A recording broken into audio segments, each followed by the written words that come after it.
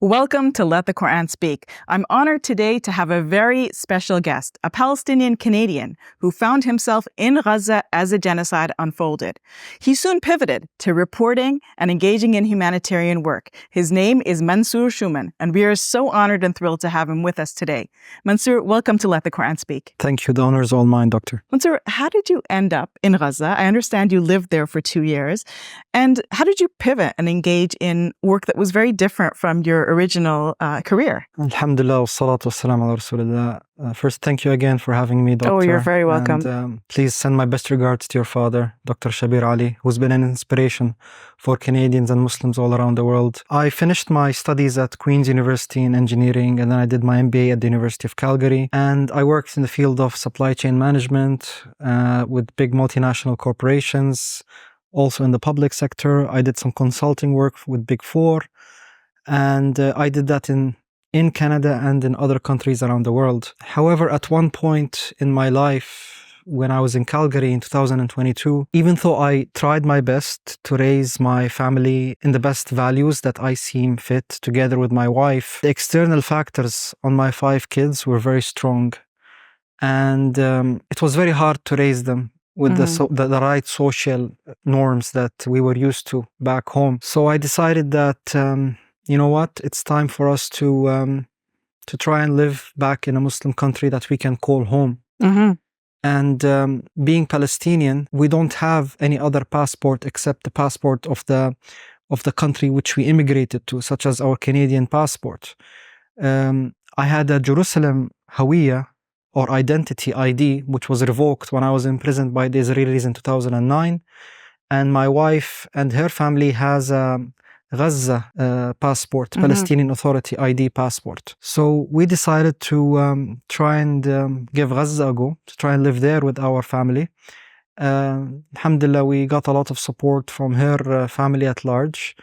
And I heard a lot about Gaza before, about how their people are, how the religion was there, economic challenges that the country was going through, and of course the different mini wars that were happening there. Mm-hmm. But I said, you know what, we're doing this inshallah fi sabilillah, you know. Our intention is that we want to raise our children in the best way possible, and we only live once, and life is a test. So we left our big house, we sold our cars, our furnitures, and we decided to start a new life in Gaza, and that was in Ramadan 2022. So how did you find that experience? Because here you are, you know, you're living in the West, and then suddenly you're in Gaza in a very Muslim environment, very different environment. Yes. And you know, Mansour, so many people, when they think about Gaza, they think about this nameless entity, you know, people who, I don't know, they think of terrorists or people who hate life, right? Was your impression very different? SubhanAllah, the people in Gaza are some of the most well-educated people in the world, percentage per capita. Mm-hmm. Yes, there's a lot of difficulty when it comes to, like I said, like it was at over 80% unemployment, even before this genocide, right? Yes, there are no Starbucks or McDonald's or the latest car brands out there, right? I mean, it hasn't been immersed in capitalism like our other Arab or Muslim countries. But what Gaza has is the people. You know, the way that they raise the human being there is different. Most of the people decide to raise their children in the masjid. And the masjid is at the core of everything that happens in the community. And even families that aren't very religious, you know, they have very strict, subhanAllah, cultural values. You know, the head of the family is very well respected there. You know, grandparents, you know, have a place in society.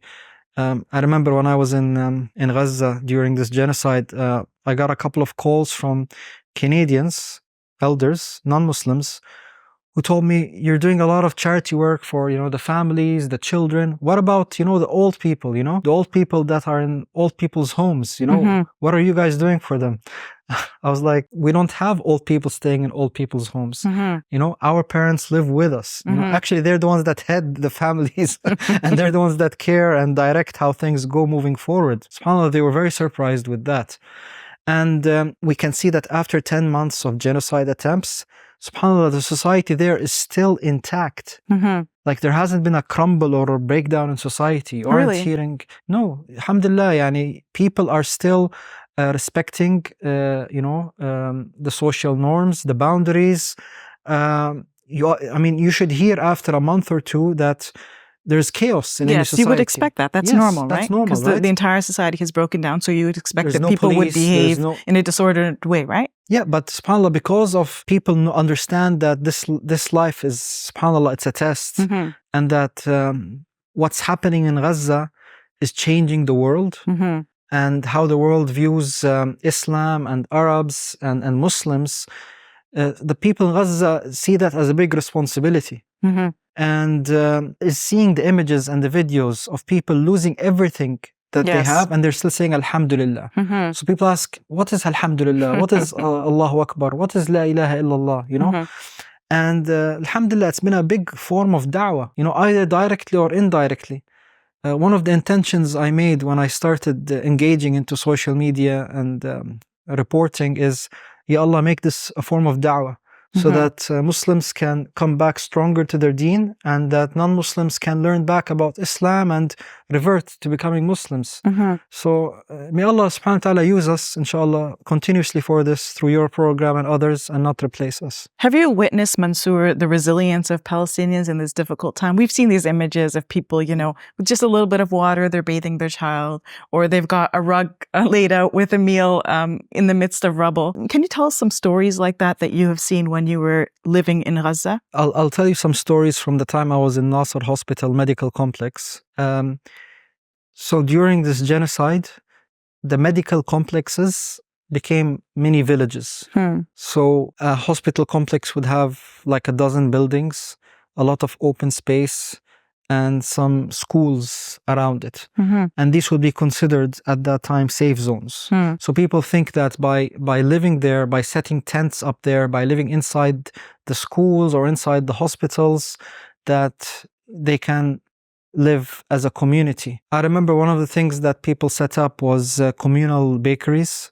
So they started setting up these clay ovens, whatever flour that was coming in. We were organizing ourselves where, the men would do the heavy logistics work and the women would help together with the children in baking. You find that, at the end of the day, the engineer, the doctor, the lawyer, when it comes to, subhanAllah, us losing everything, we come to basic stuff. We need to make sure there's a community, we provide food, we care for the children, because the hospital also has a morgue beside us, and also has a place where, dead bodies remain until someone comes and identifies the bodies of those families that they've lost. So, every day you would hear stories and you would pray the farewell prayers on people.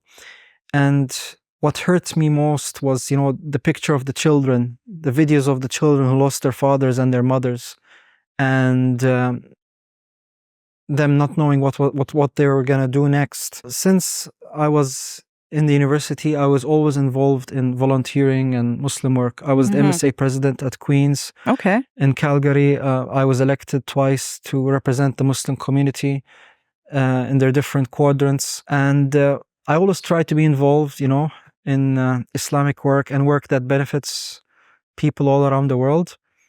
And when I went to Gaza, I was always, making dua to Allah, Ya Allah, yani, why I came here, Ya Rabbi, that Islam is a full way of life. It's not just about us doing ibadat in the masjid.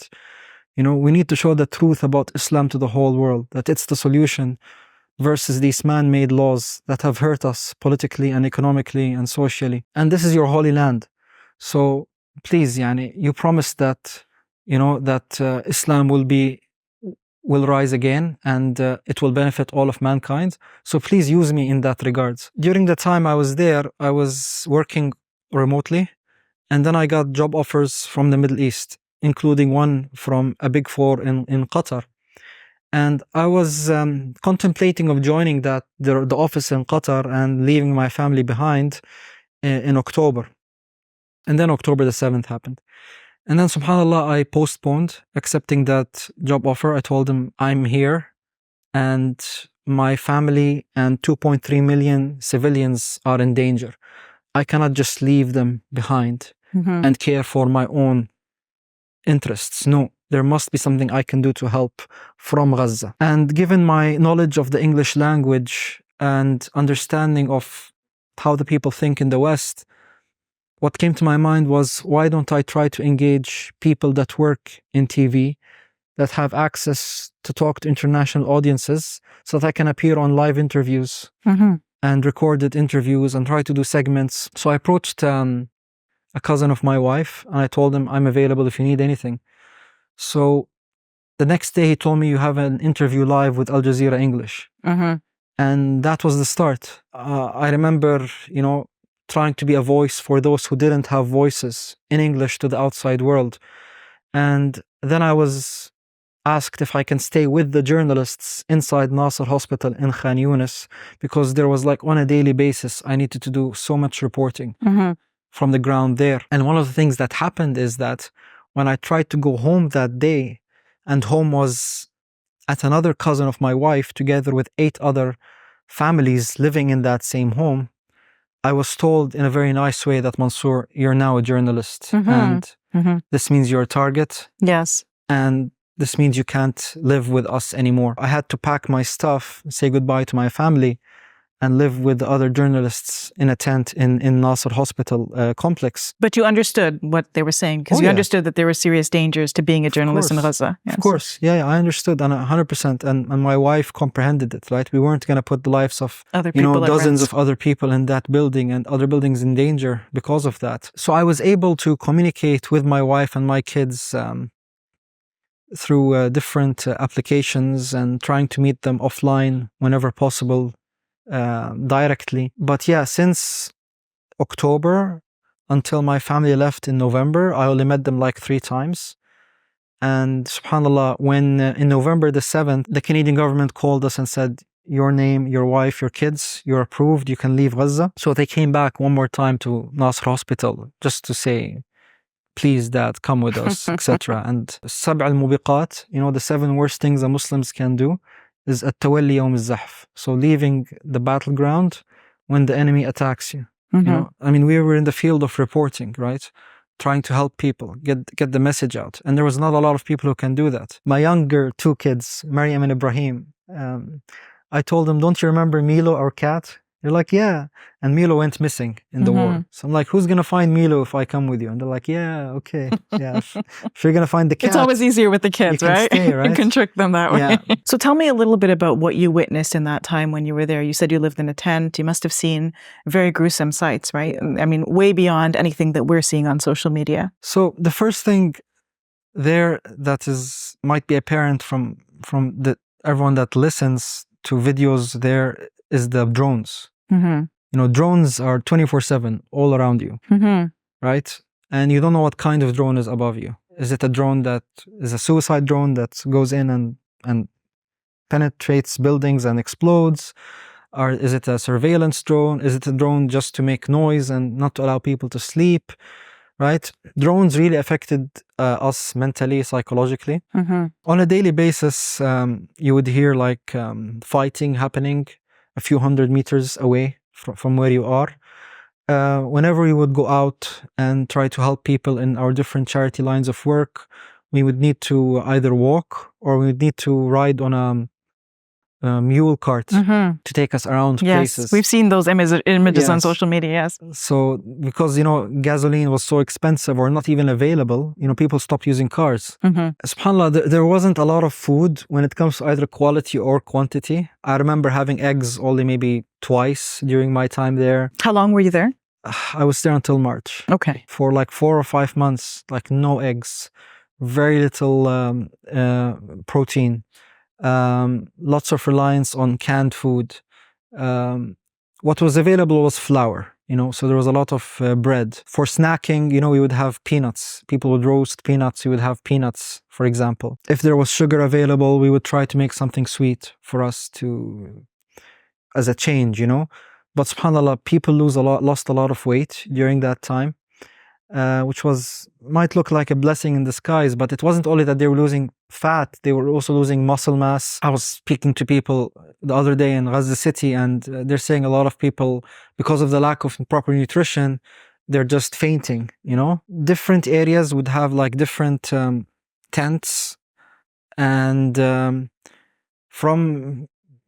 was almost no electricity in Gaza, except if you were in places that had fuel generators. Unless you have solar panels or you live beside the hospital or in the hospital, you wouldn't have access to electricity. So after Maghrib, after Isha, it would be pitch dark, right?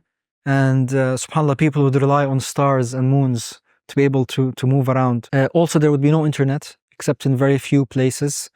Sometimes when I need to upload videos or images, I need to go to faraway places, dangerous places, sometimes elevated areas, and it would take hours. You know, it would take me now seconds, would take me hours just to upload or download something. Yeah, I'm surprised you were uploading videos because like I know even with our relatives, we would never send pictures to them and they would never send any images to us. It was always just text messages because they didn't have easy access to the internet. That's an advantage of living within the hospital and journalism teams, is that you have access to internet, you have access to the outside world.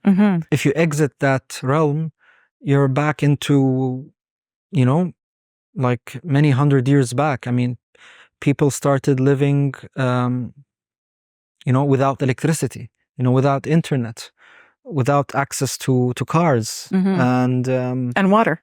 And clean water and good food. People now, for example, we're helping care of many children, and one of their focused areas right now is, you know, memorizing the Quran, having sessions for hadith, you know, focusing more on reading and writing, and so less social media, internet browsing, and more focusing on taking care of themselves from an educational point of view. Even if in the most difficult situations, you can capitalize on that for your benefit, you know, and try to learn more, inshallah. So, Mansour, what role do you think that social media had in affecting activism towards Palestine?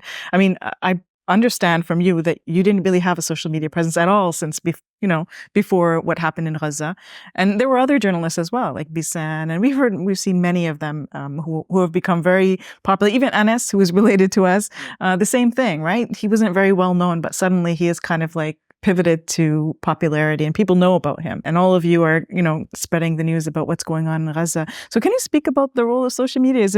Has it been good or bad? It has been very good. Very good, okay. It has been a game changer. In the previous wars in Gaza, I don't think people had access the same way they have now, especially to TikTok and Instagram. I think it's what changed the narrative. People could see directly through thousands of citizen journalists on the ground in Gaza what was happening in real time, without going through the different filters of different international or national TV stations. The new generation that was, you know, sometimes wasting their time on social media actually started to learn more about what Palestine is and what's going on there, and understanding more about Islam and what is the Quran, what is the Sunnah, and how are these people remaining steadfast, right? And yeah, like you rightly said, I didn't have social media before. I just had LinkedIn and just a personal Facebook page. And I had volunteers, you know, come out to me and tell me, Mansour, you're doing a good job with international TV and radio and newspapers, but you're not on social media. And we're uploading clips of you and they're getting hundreds of thousands of views, but you don't have like your own video. I'm like, really? It's getting these views? And they're like, yeah. And I'm like, yeah, but I thought that demography didn't really care, or don't have the time or the energy to understand more about what's happening here. They said, no, they're very interested, and they're the ones that are active. And that's the generation that's, subhanAllah, that is growing right now. So I was like, let's do it. So I had volunteers help me set up X or Twitter and Facebook and Instagram and TikTok and YouTube. And my target was, you know, people who spoke in English, who wanted to learn more about what was happening in Gaza, especially in an Islamic context, right? Because a lot of people were pushing out content in English, but they were talking to the outside world in their own language, thinking that if they talk about democracy and human rights and, you know, asking people to be sorry for them, that the world will react. But subhanAllah, the way the world is set up right now, they only respect you if you're strong, not if you're right, not if you're dying. No, only if they believe that at the end of the day, you're the one that's going to be the winner, tangibly or from a value perspective, right? So, subhanAllah, the people of Gaza, they've won because they've stayed strong to their ideology. The society is intact. Their message hasn't changed. And while the values of the other side, they continue to deteriorate every day. And they're pulling down other civilizations with them. So it was very important for me to keep that Islamic narrative, because that's who the people of Gaza are. They aren't liberals or atheists, no. They are strong, practicing Muslims. Mansour, what is the mental and emotional toll of reporting? I mean, you were there in the midst of everything that was happening. What impact has it had on you even after you left? Yes, at the end of the day, I would be physically tired and mentally tired and not get a lot of sleep. But I would feel re-energized and ready to go immediately the next day. I can't logically explain how or why, but you being in the midst of things, you don't have time to think or elaborate on the mental, or... You're almost not processing it, right? No, you don't have time to process, because you're always thinking, okay, how do I survive this? How do I get the message across? How do I help other people? And you try to act, right? You try to communicate outside, you try to get help as needed, you know, donations that come in, direct them, cash that comes in, how do you allocate it? You're always working, right? So you don't have time to mentally sit and think about yourself sometimes. But when I left Gaza and life became slower, then you had time to think. Yeah. Yes, alhamdulillah, we capitalized a lot and are expanding our work when it comes to reporting the news on the ground, from the ground, and, you know, getting the message across and working with different charities. But like you said, life is now slower and it's very difficult processing the images and the scenes that someone has witnessed. And even now, when I watch television or I hear the news, I feel I can't continue watching it. I feel, okay, Mansour, you know this, so you just need to go back and act. You need to do something about it, right? And I definitely wouldn't mind, you know, chatting with someone with the proper specialization in that area, so that they can help me talk through my feelings and emotions, to help me become more productive. You know what I mean? Mansour, I'm sure you experience a lot of online backlash, a lot of criticism. How do you deal with that, particularly from Zionists, who I'm sure are trolling your page at this very moment?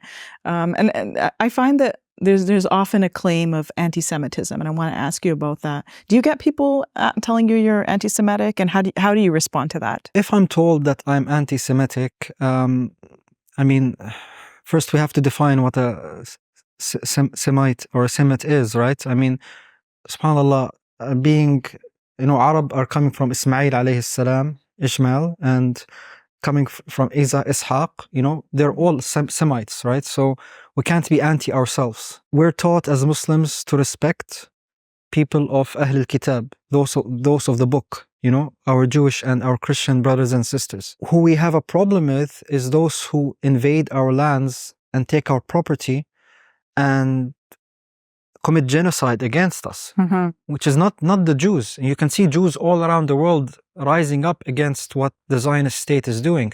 Our problem is with Zionism. Our problem is what Zionists are trying to achieve, which is, by the way, not only historical Palestine, but everything, as their flag shows, between the Nile River and the Euphrates, including parts of Turkey and present Saudi Arabia, right? They have a very big project, and they believe that they're God's chosen children for that project. This is the problem that we have right now. Even the Israeli cabinet, they passed a resolution saying that they won't allow a two-state solution to happen, right? So people will not understand Zionists until they read their ideology and truly understand what they're trying to achieve in this world. And please, I ask people to listen to the rabbis and the Jews who oppose the Israeli state to understand, as Jewish people, what they truly think about Zionism and Zionists, and listen from them directly. What about people in Gaza? There's this common trope that people in Gaza hate Jews, they want to destroy Jewish people. You have interacted with people of Gaza. Do you feel like that's, accurate or inaccurate? So when Umar al-Khattab entered Jerusalem 1400 years ago, at that time, the Roman Empire had evicted all the Jews from the Holy Land because they blamed them for the supposed killing of Christ, peace be upon him. And one of the first things he did is he sent missionaries to different Jewish families and asked them to come back to live in the Holy Land in their quarters and reclaim what was theirs. And throughout history, whenever Jews had persecution committed against them, especially in Europe, they used to seek refuge in the Middle East, in North Africa, and until now, Jews live happily within Arab and Muslim countries. And until Zionism came into Palestine, Jews, Christians, and Muslims lived together, even in Gaza. So historically, there's no problems between Christians, Jews, and Muslims. We all lived together for hundreds of years. The problem of the people of Gaza is, like I said, when Zionism came into Palestine, starting from the end of World War I. So they were coming in as refugees, right? Being persecuted from Europe. And slowly, genocide after genocide was being committed against different villages in Palestine, pushing people out into the West Bank and Gaza Strip. That's why in Gaza Strip you hear about cities and you hear about camps. If someone says, I live in Khan Yunis refugee camp, or Jabalia camp, or camp, it means that they are refugees from original Palestine and they've come into Gaza Strip. So more than half the people inside Gaza are refugees, or their parents were refugees. Their problem is with those who have taken over their country, their belongings, their possessions. Their problem is with those who have, for the last 17 years, put Gaza Strip under siege, economically and politically and in different forms. So there's no issue, alhamdulillah, with Jews. The issue is with Zionism. Mansour, I want to pivot a little bit and ask you, why did you leave Gaza? You were there reporting and doing humanitarian work. What was your reason for leaving? I was located in Nasser Hospital, and we were told it was a safe zone and that the Israeli army wouldn't enter that place. On one early morning in February, we were surprised by the tanks advancing to the main gate of Nasser Hospital, and their D-19 Caterpillar started to break through the gates and started to bring down the different walls around the complex. So at that time, I had to make a decision. Do I stay inside or do I go inside Khan Yunis? Because I didn't want to be captured by the Israelis. I know how they treat their prisoners. I've been through that in 2009, and they've only leveled up in the way of how badly they've mistreated their prisoners. So when I went inside Khan Yunis for a couple of weeks, I left behind everything. Everything.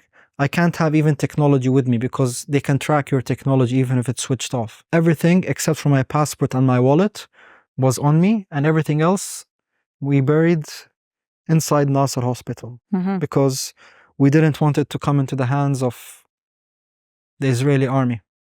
So after 2 weeks, I come out, I find that everything I owned was taken away. My clothes, my university certificates, everything. So even my communication with the outside world, all my contacts or my like the different agreements we had, my ability to communicate through TV was also not, everyone left Nasser Hospital, right? That's why no one was able to reach you at some points, yes. Yes. I spent 4 days doing istikhara, which is a prayer where you ask Allah subhanahu wa ta'ala for direction. And I also did mashura. I asked for guidance from people living inside Gaza and outside, especially those I worked with in the line of journalism and charity work. And everyone told me that, Mansour, you're more than welcome to stay, but we feel that you will add so much more value if you leave and help us from the outside. In addition to that, I would be definitely closer to my family, my mother, my etc. And it was one of the most difficult decisions in my life when I called the Canadian embassy and I told them, this is Mansour in Jerusalem, and if there's a possibility for me to leave, I'm ready to leave. And at the beginning they were like, are you sure this is Mansour? Because we've tried to get you out for the last few months and you always said not now. So are you sure? So I was like, yes, I'm sure. They said, okay, please be at the border in Rafah the next morning, and we'll have someone from our side meet you there. And yeah, that's what happened. I left. The Egyptian authorities gave me 72 hours to remain in Egypt. And I had decided prior to that I'm gonna go to Qatar, because Qatar, subhanAllah, there's more freedom of speech. You can talk, you can do some work there. I have links with Al Jazeera, for example. And I also had an offer from a Big 4 company to work there, which worked out for the first, alhamdulillah, few months. That was the reason I left. And slowly, when I started going into more charity work and more reporting work, I found that I cannot have a full-time job and a Big 4 company at a senior level and do this service to my Palestinians in Gaza. So you left that company? So I left that company because I had a vision of bringing Islam as a full way of life to everyone around the world. And that's where I met our brothers and sisters in humanity, the charity group that I work with. SubhanAllah, their vision isn't like any other charity, SubhanAllah. It's much bigger. And their collaboration with other entities, SubhanAllah, and their connections, I think it aligns with my vision of how we want to take things. And one of our main focus areas now is, from the charity perspective, ensure that we're doing the right work needed right now in Gaza. So alhamdulillah, yani. So what kind of work are you doing in Gaza right now? So some of the work that is being done is, for example, water well restoration. We've done, alhamdulillah, many of that. We're doing orphan care sponsorship programs. We're doing mobile medical clinics. We're doing takiyas, so hot meal preparation for big numbers of people in different areas. Vegetable and fruit baskets. Hygiene kits, because subhanAllah, due to malnutrition and the lack of clean water, sometimes there are some diseases that start to spread, and these hygiene kits are very important at this stage. So how are you able to do this? Because, there's a lot of criticism, in the outside world about where that money is going, right? A lot of people are concerned about giving money, but then it not actually getting into Gaza due to restrictions on supplies going in. So how is it working with humanity? And maybe you can speak about other organizations as well, perhaps. How they ensure that the aid gets in, and then how do they distribute it in a way that it reaches people? Sure. So there are two ways we're doing work and we're preparing. One is, right now we're doing lots of firefighting. Okay. We're trying to get things inside through international entities, but that's not really our main focus, because it's very hard to get things inside Gaza. We work with people and organizations that I've been in touch with since October, and I've had strong work done there. And we work with the current existing food, medicines, capabilities, technology available on the ground right now. Okay. But what they need is liquidity. They need cash. So we are able to get that cash to them by dealing with partner organizations that have cash inside, and them dealing with certain businessmen that we're able to do deals with, especially those that have, international accounts, which we're able to get money to. I can't talk about other organizations, but I'm sure everyone is doing their best to do things the right way. As you know, charities everywhere are audited, so you have to have the right paperwork. You right to have, clean trail. That's very important when it comes to working the line of charity. So would you encourage people to continue to give money at this time? What's the best way? What's the most effective way that people can help the people of Gaza right now? I request people to do their proper due diligence before doing anything. Because there's unfortunately a lot of people online, for example, asking for help. Yeah. And people reached out to me saying that they fall into all sorts of scams, right? That's why I always say, try to talk to your Palestinian brothers and sisters, especially those that have families inside Gaza, and let them direct you what is the best way that you can help them. For me, one of the ways is through the organization that I'm partnering with, which I oversee their projects, which is Humanity. Go to Humanity's website, check out their projects, talk to the directors there, try to understand what they're doing, and do the same for other charities that work in that space. We talked about firefighting. The second thing is preparing for post-ceasefire. And that's where the majority of the aid and the work will happen, is once we have that ceasefire in place, then Project Rebuild Gaza comes in. And that's what we're also preparing for, right? And that's where not only people will help with their finances, but they'll also help by going to Gaza on their own. So I always tell people, prepare yourself mentally to go and live in Gaza, to help contribute using your strengths, your expertise, right? We will need mental health experts, for example, to be in Gaza and help the people there, right? When that happens, just one I'm example. sure many people would love to go. Yes. I mean, people right now want to go to Gaza and help, right? People tell me, aren't you afraid once they open the borders that people will leave Gaza? I'm like, millions will come inside Gaza to help, not leave. SubhanAllah, people in Gaza have made their decision. They're going to stay. They're not going to repeat their mistakes of their parents and grandparents who left in 1948 and 1967. No, they're not going anywhere. And God hand-selected these people for that mission, to reawaken the Muslim Ummah and the world at large. And this is a historical time and place. What is happening now will be remembered for centuries to come.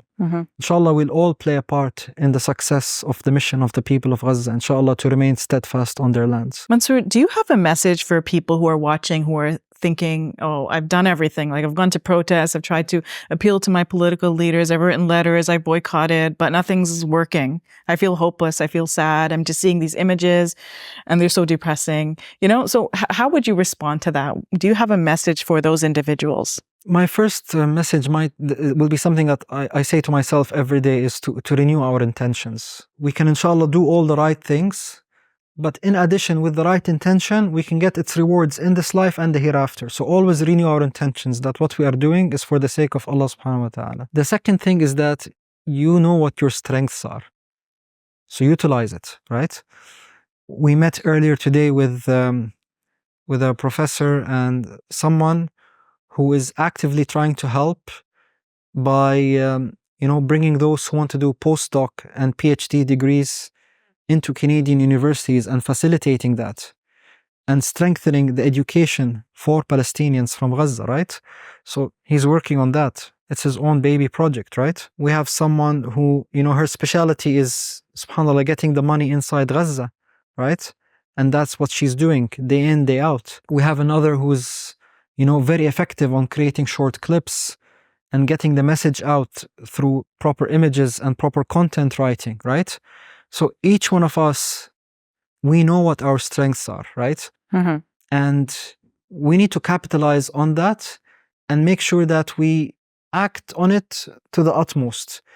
And always remember that, subhanAllah, this way of life, Islam, is victorious with us or without us. Allah subhanahu wa ta'ala doesn't need us.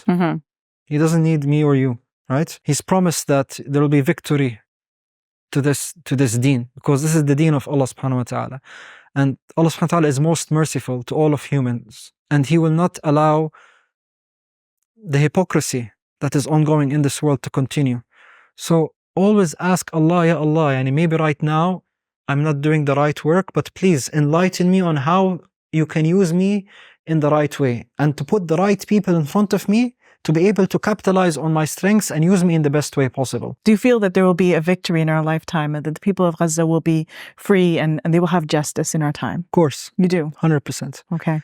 And I get that feeling and that faith from the people on the ground in Gaza, who we speak with on a daily basis. You have no idea how many people, subhanAllah, for example, the Prophet ﷺ comes to them in their sleep and tells them that just be patient, victory is coming. Or that you or your children, inshallah, will be there in Al-Aqsa Mosque. Okay, from a civilization perspective, the enemy is declining, right? And civilizations, when they collapse, they start collapsing from within. And the Zionists have a lot of issues internally, whether it be through their population or through external factors that they are facing outside of the world. Yes, the images and videos we are seeing sometimes can cause us to feel hopeless, but I ask people to look things from a macro scale and look at how the whole world sees the Palestinian subject now versus 1 year ago. 1 year ago, no one learned about what Gaza was going through and the difficulties. No one understood what happened inside Israeli prisons and the torture. No one knew what the people in the West Bank were going through and the apartheid state that they were in. But right now, the whole world knows. Even the new generation who they were trying to lead astray. They're now looking into Palestine. They're looking into Islam. They're going into a direction that the people directing the world and the messaging in this world didn't want them to go through. So look at how much, subhanAllah, of a blessing, if I can say, it's been to the world at large. Yes, our people inside Gaza are paying a hard dunya price. Yes. We've had over 50,000 martyred, over 100,000 injured, hundreds of thousands of people displaced. But the price of freedom is always hard, is always high. Look at what happened in South Africa a few years ago, right? They had to go through a long battle until they got their freedom. And people thought it was useless. And they called the people who were calling for freedom terrorists, right? But look now how people are looking at South Africa. So I'm just giving you that as one example from current history, that people who are on the right, who are going for freedom, inshallah, they will succeed at the end. Inshallah. Thank you so much for joining us, Mansour. It was an honor. I learned so much from this discussion, so I appreciate you taking the time to speak to us and share your experience. The honor was all mine. Thank you, doctor. That was Mansour Shouman with Let the Quran Speak. We're going to take a short break. We'll be back in a moment.